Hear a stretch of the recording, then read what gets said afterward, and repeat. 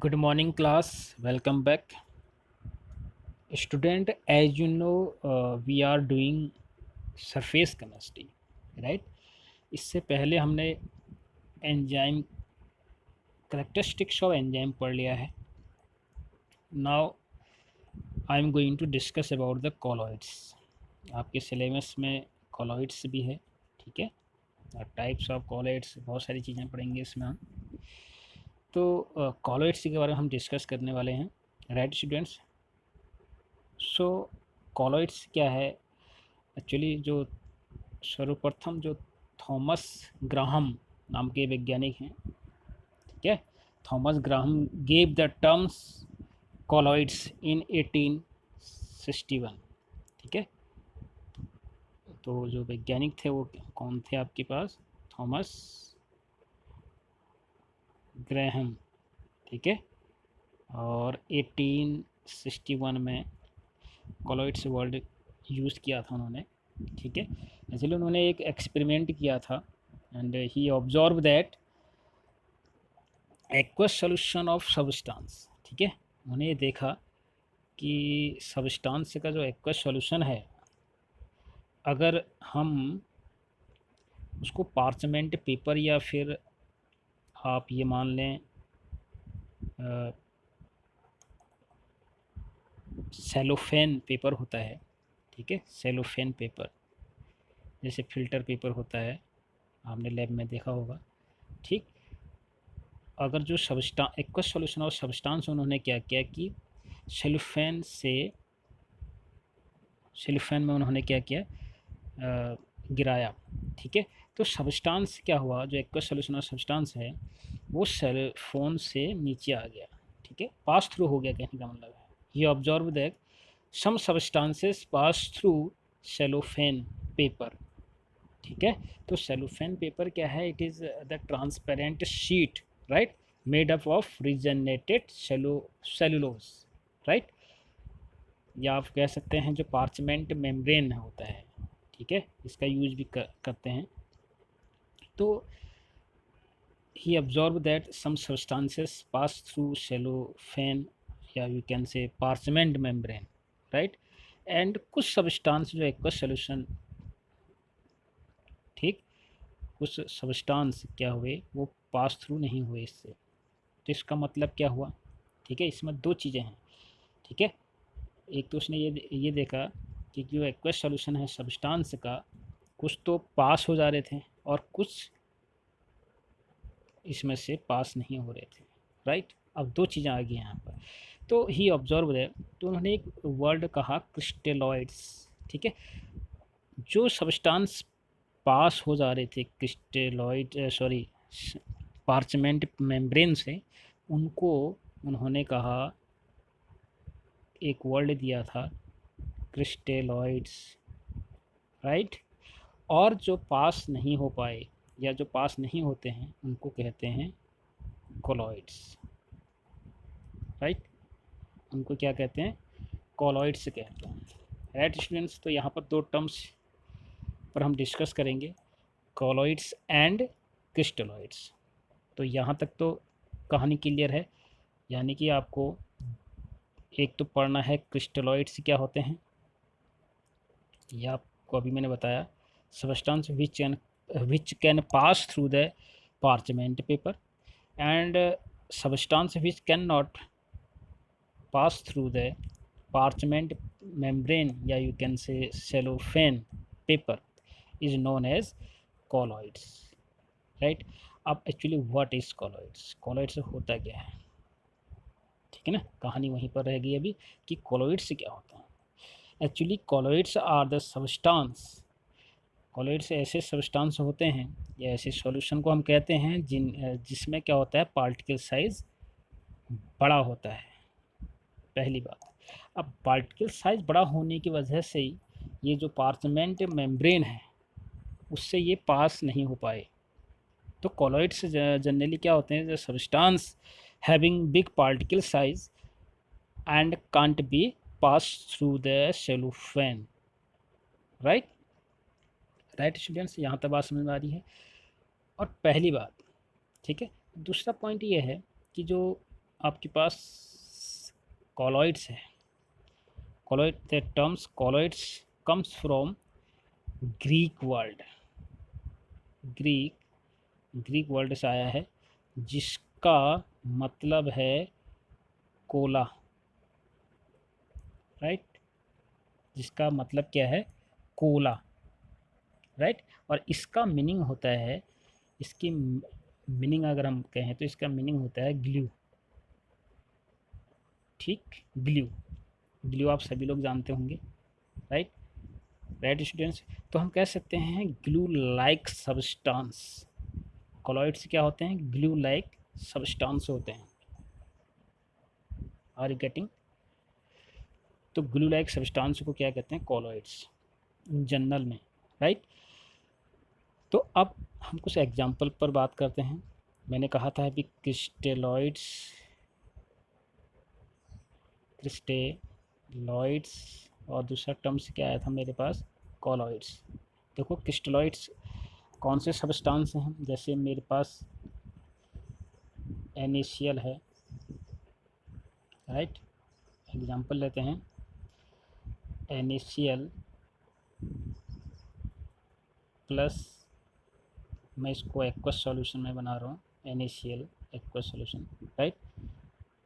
तो जब इसको पार्चमेंट पेपर से गुजारा गया, या आप सेलोफेन जिसे हम कह रहे हैं, तो ये पास थ्रू हो गया, ठीक है, ये इससे निकल आया, राइट स्टूडेंट्स। तो ये तो एग्जांपल हैं, जैसे NaCl को वाटर में डालते हैं हम, ठीक है, ये बात समझ में आ रही है।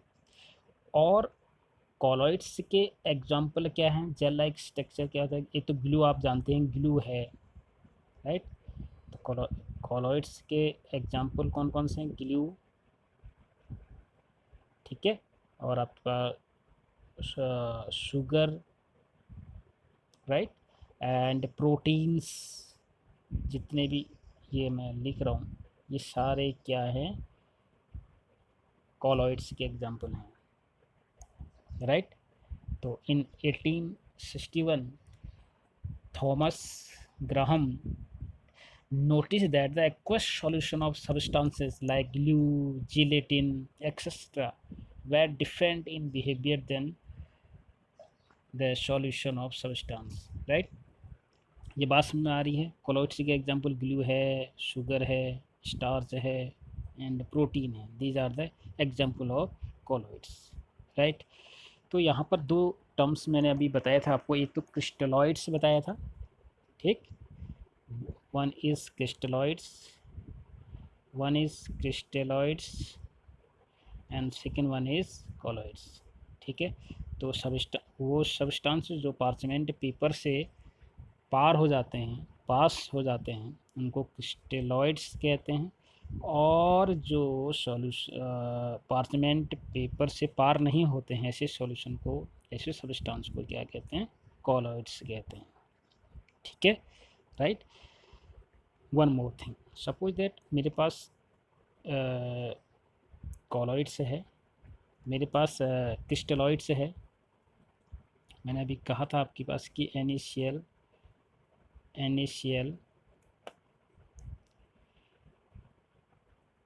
का एक्वस सॉल्यूशन मैंने लिया था ना, H2O को हमने पार किया था, तो ये क्रिस्टलॉइड का एग्जांपल है, ठीक है। ये किसका एग्जांपल है, एज ए क्रिस्टलॉइड का एग्जांपल है, क्योंकि ये क्या हो रहा था, पार्चमेंट पेपर से पार हो रहा था। लेकिन जब मैं NaCl को, यही NaCl को ऑर्गेनिक सॉल्वेंट में डिजॉल्व करता हूँ, तब इसका बिहेवियर कुछ अलग देखने को मिलता है। तो ग्राहम बेल ने ये चेक किया, जब NaCl को, ठीक है, जब NaCl को, यहाँ पर फिर से मैं लिख रहा हूँ, NaCl को का एक्वस सॉल्यूशन तो पार्चमेंट पेपर से पार हो गया, ठीक, राइट, बट यही NaCl का जब हम सॉल्यूशन ऑर्गेनिक सॉल्वेंट में बनाते हैं, तो इसका बिहेवियर कुछ अलग देखने को मिला, यानी कि पार्चमेंट पेपर से या फिर सेलोफेन पेपर को से पार नहीं हो पाया, यानी कि उसको ये पास थ्रू नहीं हो पाता उससे। तो यहाँ पर देखिए, एक बार NaCl एक्ट कर रहा है क्रिस्टलॉइड की तरह, ठीक है। क्रिस्टलॉइड तो आप समझ गए हैं, जो पार्चमेंट मेम्ब्रेन से पार हो जाते हैं, ठीक। और यही इनिशियल का जब हम सॉल्यूशन ऑर्गेनिक सॉल्वेंट में बना रहे हैं, organic solvent as you know क्या होते हैं, ऑर्गेनिक सॉल्वेंट होते हैं जैसे कि बेंजीन है, टॉल्वीन है, ठीक है, बहुत सारे ऐसे आपके ऑर्गेनिक सॉल्वेंट हैं। तो उनमें जब ये डिज़ोल्व किया जाता है तब इसका बिहेवियर कुछ अलग देखने को मिलता है हमको, यानी कि तब ये पार्चमेंट पेपर से पार नहीं हो पाता है, यानी कि ये कॉलॉइड कॉलॉइड बना देता है, ठीक है। ये फिर कॉलॉइड वाली कंडीशन में आ जाता है, ठीक है। क्रिस्टेलॉइड मतलब आप समझ गए होंगे कि पार्चमेंट मेम्ब्रेन से पार हो गया, और दूसरे केस में क्या होता है, पार्चमेंट पेपर से पार नहीं होता, यानी कि कॉलॉइड्स वाली कंडीशन में आ गया, राइट स्टूडेंट्स। तो यहाँ पर कहने का मतलब ये है कि ऐसा नहीं है कि कोई सब्सटेंस कॉलॉइड है तो वो कॉलॉइड की ही स्टेट में रहेगा हमेशा, ऐसा नहीं कह सकते हैं। वो एक्चुअली डिपेंड करेगा। इस स्टेटमेंट से हमको क्या मिल रहा है कि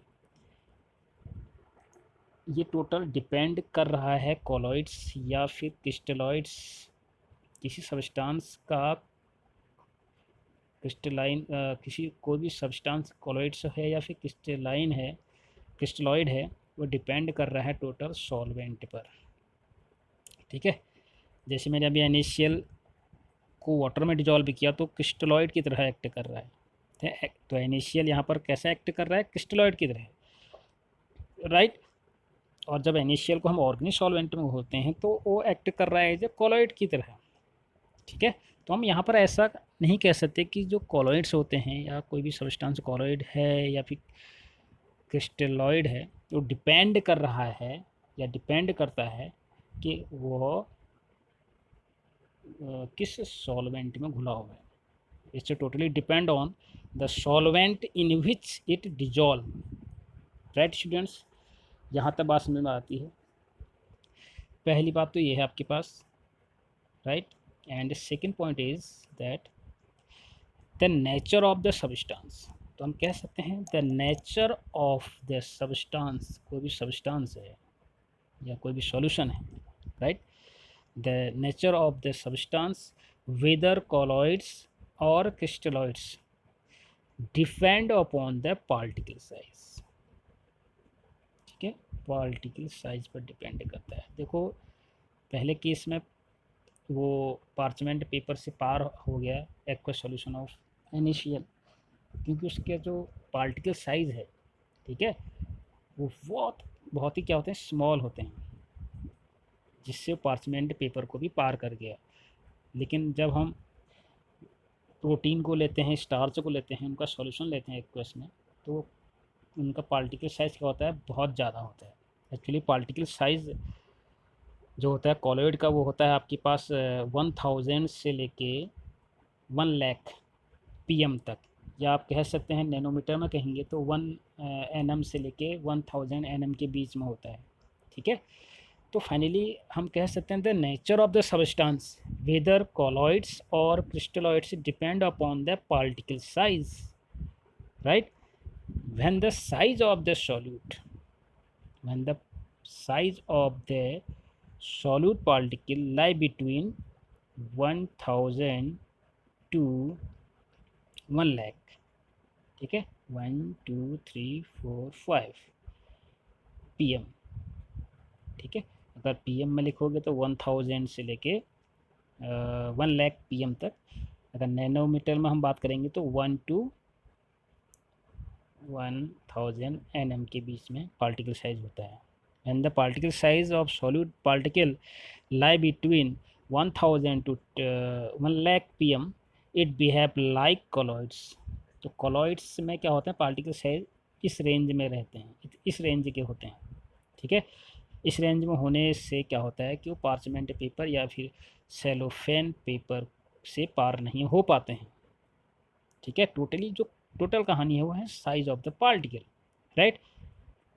so students when the size of the solid particle lie between this value that is 1000 to 1 lakh PM it behave like colloids and in case of it is less than this value, अगर किसी solution में इससे कम value है particle size की, 1000 से 1 लाख, या you can से 1 nm to 1000 nm से कम वैल्यू है, राइट, ये बात समझ में आ रही, then it gives the characteristics of crystalloids, तब वो किसका बिहेव करेगा, क्रिस्टलॉइड की तरह बिहेव करेगा, यानी कि वो उस टाइप के सॉल्यूशन को हम क्या कहेंगे, क्रिस्टलॉइड्स, जिनका particle size less than 1 nm to 1000 nm से नीचे होगा।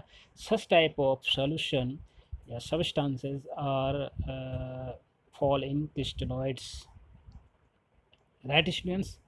तो फाइनली एक इन जनरल समझो इसको, केवल पार्टिकल साइज पर डिपेंड कर रहा है, कॉलॉइड्स एंड क्रिस्टेलॉइड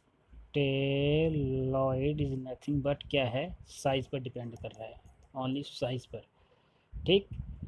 अब हमको जो सैंपल दिया गया है, सपोज दैट कोई सैंपल है या सॉल्यूशन है, ठीक, ये कॉलॉइड से है, क्रिस्टेलॉइड से है, टोटली डिपेंड कर रहा है इसकी ये किस स्टेट में है, इसके पार्टिकल साइज किस कंडीशन में है, ठीक, इसीलिए हम उसको पार्टिकुलर चीज़ कह सकते हैं, ये दोनों हो सकता है, ठीक है।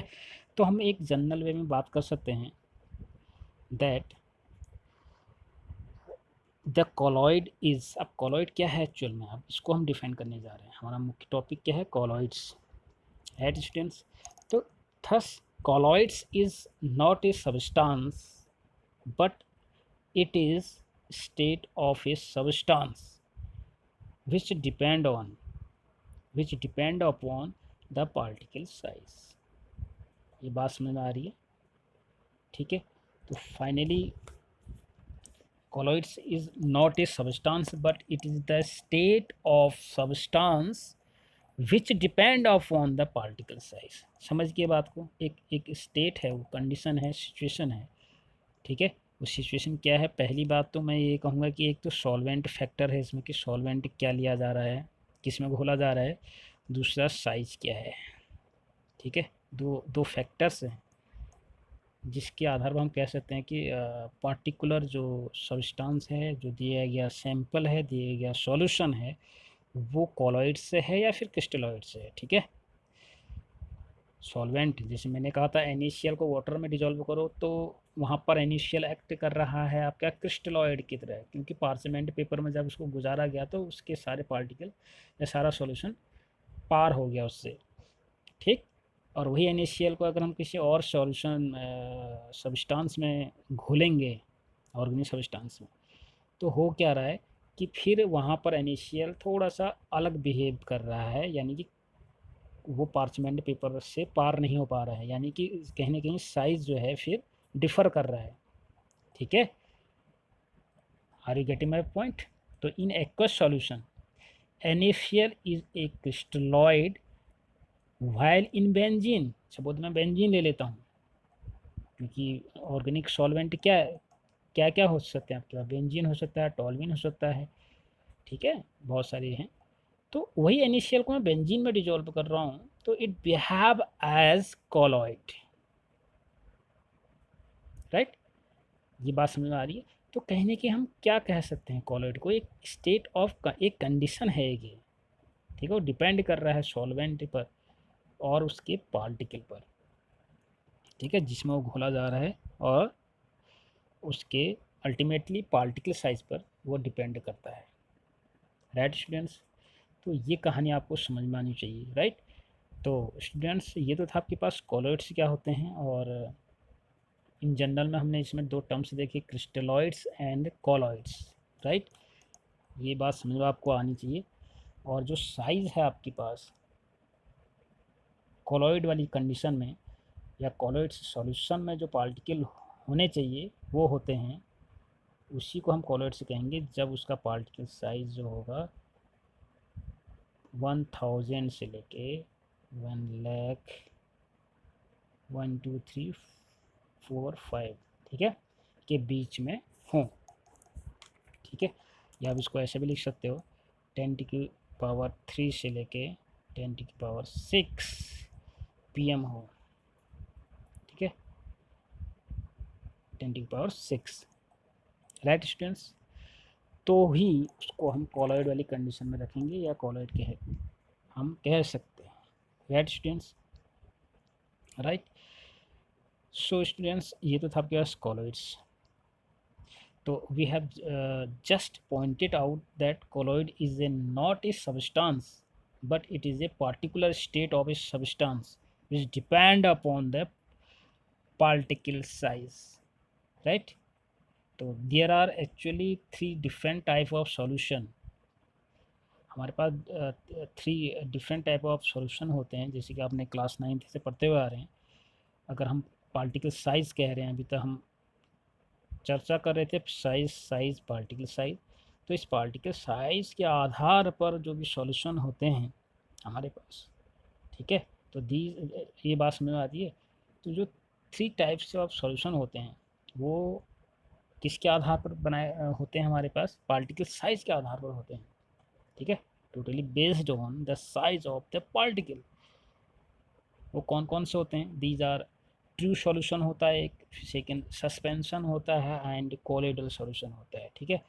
एक क्या होता है ट्रू सॉल्यूशन, जो आपने क्लास 9th में पढ़ा है, 10th में पढ़ा है, 11th में भी पढ़ते हुए आ रहे हो, ठीक है। सेकेंड होता है सस्पेंशन, थर्ड वन आता है कोलिडल सॉल्यूशन जिसकी हम अभी बात कर रहे हैं, ठीक है। तो इन तीनों को भी हम पढ़ेंगे हल्का सा, लेकिन कोलिडल जो सॉल्यूशन है उसमें हम ज़्यादा फोकस करेंगे, राइट स्टूडेंट्स, राइट। तो ये तो था आपके पास कॉलॉइड्स, ठीक। तो नेक्स्ट वीडियो लेक्चर में हम डिस्कस करेंगे पार्टिकल साइज़ के आधार पर जो ये सॉल्यूशन है आपके पास, true solution, suspension and colloidal solution को हम we will go in detail, right students. Till then do hard work, ठीक है।